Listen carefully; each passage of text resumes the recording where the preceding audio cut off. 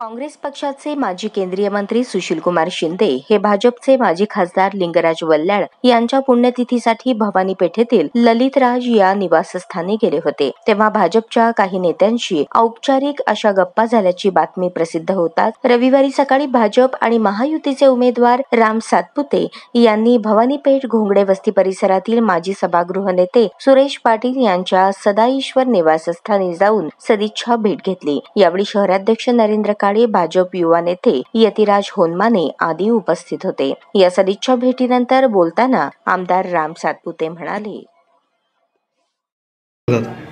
आज भारतीय जनता पार्टीचे नेते, माजी विरोधी पक्षनेते आणि गेली अनेक वर्षापासून भाजपाचा झेंडा घेऊन काम करणारे आदरणीय अण्णा यांची भेट झाली।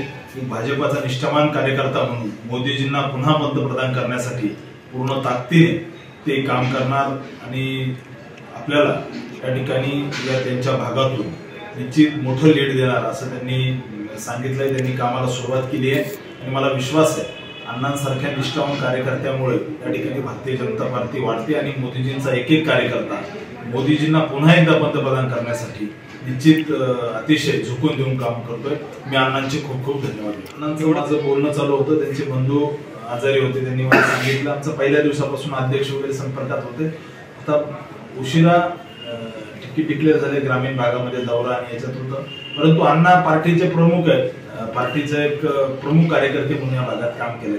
त्यामुळे अण्णा निश्चित पूर्ण ताकदीने झोकून देऊन काम करतील। अण्णा नाराज आहेत त्यांच्यावर, मग त्यावर काय? अण्णा भाजपाचे कार्यकर्ते, भाजपाचा कार्यकर्ता नाराज असतो।